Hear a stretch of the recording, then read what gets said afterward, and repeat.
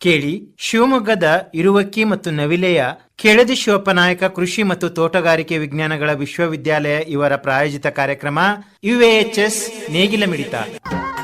ಎಲ್ಲರಿಗೂ ನಮಸ್ಕಾರ. ನನ್ನ ಹೆಸರು ಡಾಕ್ಟರ್ ಸ್ನೇಹಾ ಶೀಗಿಹಳ್ಳಿ. ವಿಜ್ಞಾನಿ ಗೃಹ ವಿಜ್ಞಾನ KVK ಮೂಡಿಗೆರೆಯಲ್ಲಿ ಸೇವೆ ಸಲ್ಲಿಸ್ತಾ ಇದ್ದೇನೆ. ಇವತ್ತಿನ ವಿಷಯ ಸಿರಿಧಾನ್ಯಗಳಲ್ಲಿ ಅಡಗಿರುವ ಪೌಷ್ಟಿಕತೆ ಮತ್ತು ಅವುಗಳ ಉಪಯೋಗ.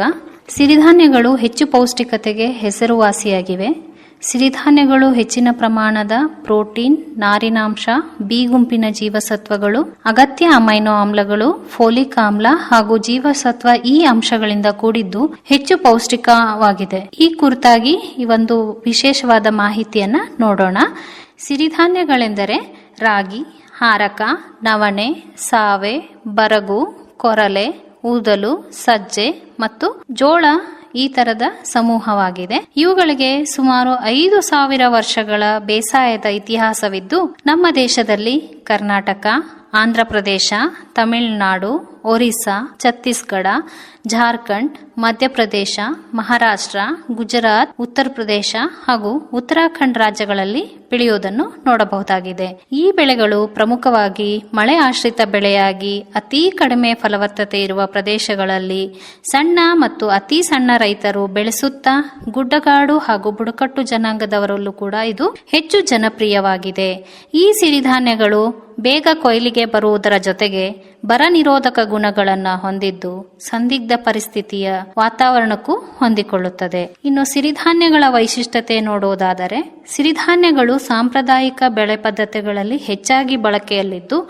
ಸ್ಥಳೀಯವಾಗಿ ಆಹಾರ ವೈವಿಧ್ಯತೆ ಹಾಗೂ ಸುಭದ್ರತೆಯನ್ನ ಒದಗಿಸುತ್ತವೆ. ಕಡಿಮೆ ಆಳದ ವೆಚ್ಚ, ಫಲವತ್ತತೆ ಇಲ್ಲದ ಮಣ್ಣಿನಲ್ಲಿಯೂ ಇವುಗಳನ್ನು ಬೆಳೆಯಬಹುದಾಗಿದೆ. ಇವುಗಳು ಅಲ್ಪಾವಧಿಯ ಬೆಳೆ, ಮಳೆಯಾಶ್ರಿತ ಪ್ರದೇಶಗಳಿಗೆ ಸೂಕ್ತ ಹಾಗೂ ಬರಸಹಿಷ್ಣು ಬೆಳೆಗಳಾಗಿವೆ. ಹವಾಮಾನ ವೈಪರೀತ್ಯಕ್ಕೆ ಹೊಂದಿಕೊಂಡು ಬೆಳೆಯುವ ಬೆಳೆಗಳು ಕೂಡ ಇವುಗಳಾಗಿವೆ. ಕೀಟ ಮತ್ತು ರೋಗ ನಿರೋಧಕ ಶಕ್ತಿಯನ್ನ ಹೊಂದಿವೆ. ಕಡಿಮೆ ಉತ್ಪಾದನಾ ವೆಚ್ಚ ಮತ್ತು ಉತ್ತಮ ಇಳುವರಿಯನ್ನು ಕೊಡಬಲ್ಲ ಪರಿಸರ ಸ್ನೇಹಿ ಬೆಳೆಗಳಂತ ಹೇಳಬಹುದಾಗಿದೆ. ಸತ್ವಯುತ ಆಹಾರಗಳು ಗಾತ್ರದಲ್ಲಿ ಕಿರಿದಾದರೂ ಪೋಷಣಾ ಮೌಲ್ಯದಲ್ಲಿ ಇವು ಹಿರಿಯದಾಗಿವೆ. ಪೋಷಕಾಂಶಗಳ ಖನಿಜ ಎಂದು ಇವುಗಳನ್ನು ಕರೆಯಬಹುದಾಗಿದೆ. ಸಿರಿಧಾನ್ಯಗಳು ಬಳಕೆಯನ್ನು ಸಿದ್ಧ ಆಹಾರ ಉತ್ಪನ್ನಗಳನ್ನು ಅಭಿವೃದ್ಧಿಗೊಳಿಸಿ ಜನಪ್ರಿಯಗೊಳಿಸುವುದರಿಂದ ಬಳಕೆಯನ್ನು ಹೆಚ್ಚಿಸಬಹುದಲ್ಲದೆ ರೈತರ ಆದಾಯವನ್ನು ಹೆಚ್ಚಿಸಲು ಸಹಾಯ ಮಾಡಬಹುದು.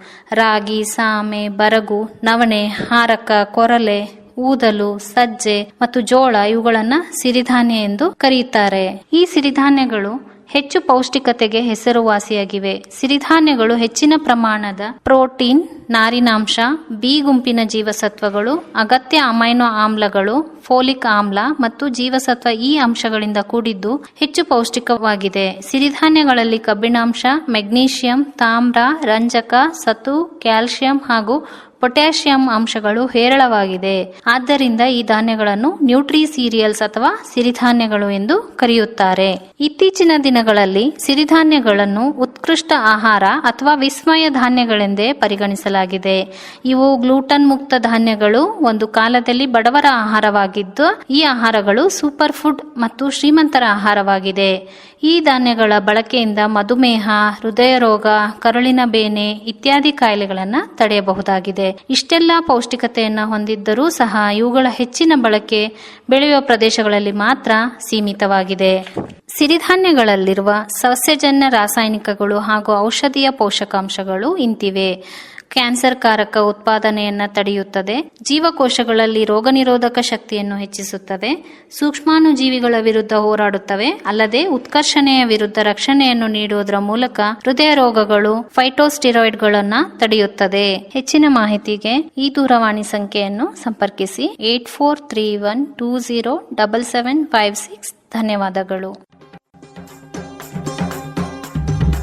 ಇದುವರೆಗೆ ಶಿವಮೊಗ್ಗದ ಇರುವಕ್ಕಿ ಮತ್ತು ನವಿಲೆಯ ಕೆಳದಿ ಶಿವಪ್ಪನಾಯಕ ಕೃಷಿ ಮತ್ತು ತೋಟಗಾರಿಕೆ ವಿಜ್ಞಾನಗಳ ವಿಶ್ವವಿದ್ಯಾಲಯದ ಪ್ರಾಜೆಕ್ಟ್ವದ ಅಡಿಯಲ್ಲಿ ಆಕಾಶವಾಣಿ ಭದ್ರಾವತಿ ಕೇಂದ್ರದಲ್ಲಿ ಸಿದ್ಧಪಡಿಸಲಾದ ಕೃಷಿ ಮತ್ತು ಕೃಷಿ ಅವಲಂಬಿತ ವಿಷಯಗಳ ಜ್ಞಾನ ತುಂಬುವುದಕ್ಕಾಗಿಯೇ ಇರುವ ವಿಶೇಷ ಕಾರ್ಯಕ್ರಮ UAHS ನೇಗಿಲ ಮಿಡಿತ ಆಕಾಶವಾಣಿ ಭದ್ರಾವತಿ, ಚಿತ್ರದುರ್ಗ, ಮಡಿಕೇರಿ ಮತ್ತು ಮಂಗಳೂರು ಕೇಂದ್ರದಿಂದ ಏಕಕಾಲಕ್ಕೆ ಪ್ರಸಾರವಾಯಿತು. ಪ್ರಸ್ತುತಿ ಡಾಕ್ಟರ್ SM ಸುಧಾಕರ್. ನಿರ್ವಹಣೆ SR ಭಟ್.